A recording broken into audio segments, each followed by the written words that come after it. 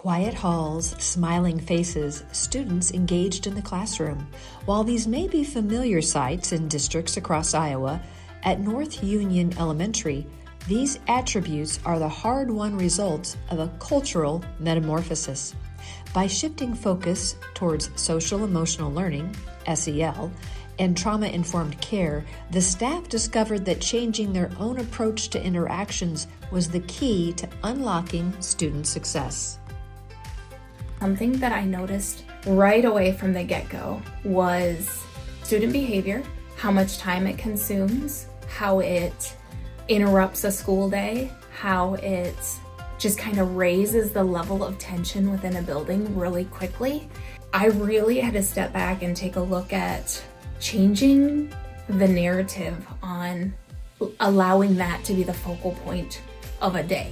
In the early years of her tenure, the default response to a student in crisis was often a frantic call to administration. Student behavior will cause the most tension in a school.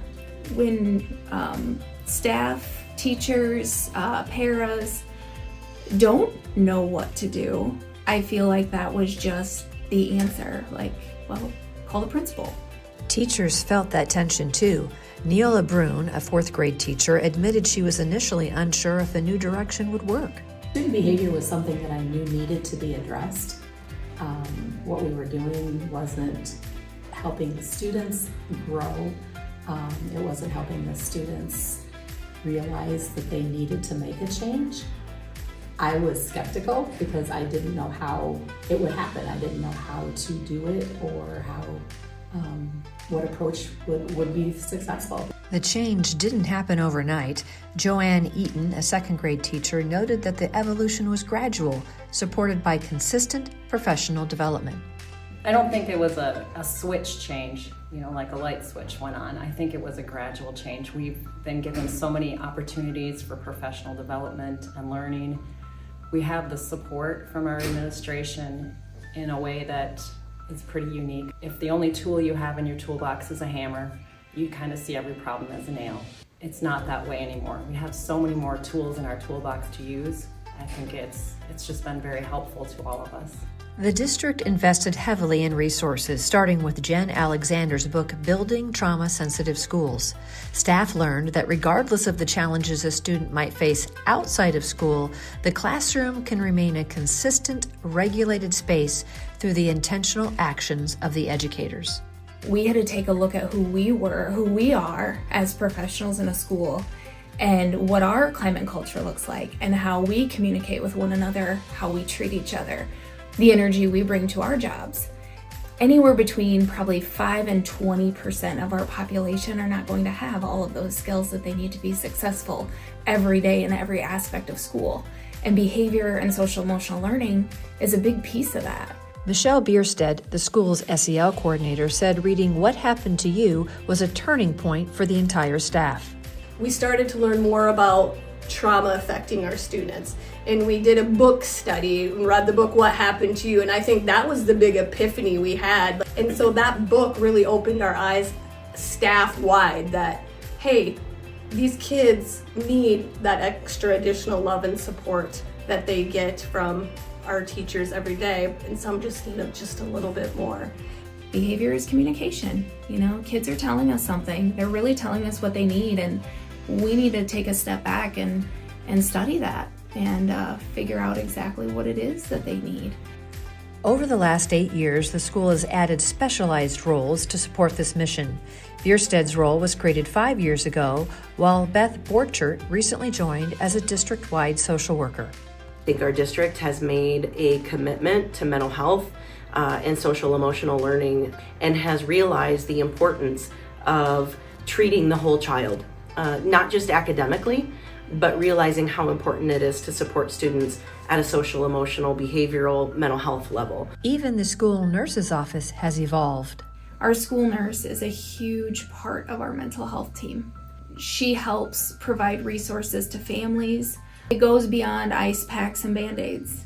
The district's commitment to self-regulation is best seen in the Zone Room, a dedicated space designed to help students navigate their internal emotional weather.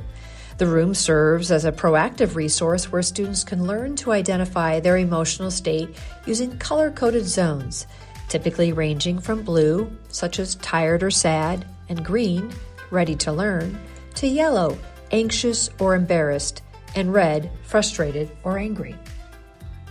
When students need to take a break is more or less the language that we use. They come on in, they identify their feelings.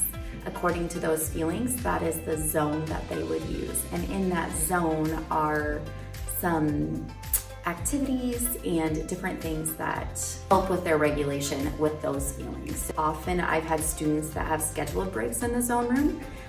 We know that mid-morning they need that break, and they come in, they reset, and they're ready to enter the classroom, ready to learn.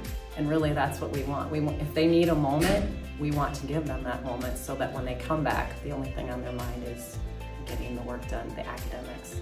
I've seen an increase in first grade students being able to regulate their own emotions, identify those emotions, and being able to be successful inside of our classroom rather than being removed from our classroom. As a teacher, that's incredibly exciting. Beyond the zone room, the district has introduced another partnership with Kayla from Safe Harbor Yoga to bring mindful yoga directly to the students. This practice serves as another high-impact tool for emotional management, teaching children how to connect their physical sensations to their mental state.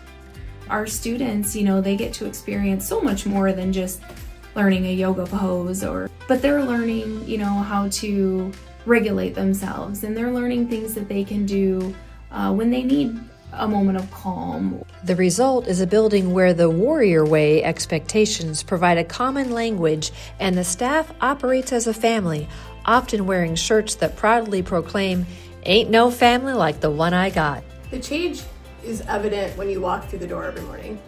Our kids are excited to come to school because they have that feeling of safety and that emotional support that they need. You can walk down our halls. Our teachers are out having conversations with our students, high-fiving, giving those warm hugs that those kids so badly want to give you in the morning. We have just seen that positivity spread like wildfire through our school. We look at, across the board, we look at our social emotional learning growth in students in the same way we look at reading growth and math growth, and we use data to track growth in all three of those areas. We'll never be at zero, just like student behavior will never be at zero. Students are walking into all schools, with behaviors. It's everywhere, whether you're a small rural school that's located roughly in the middle of nowhere, or a big inner city school. What we see in the news that breaks my heart,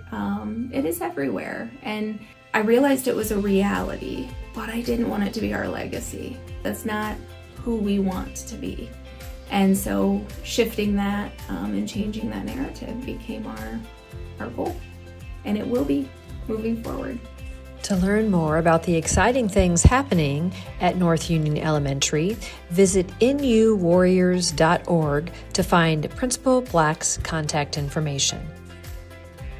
This story has been part of the Iowa Way, Strong Schools, Stronger Communities, a celebration of Iowa public education presented by School Administrators of Iowa.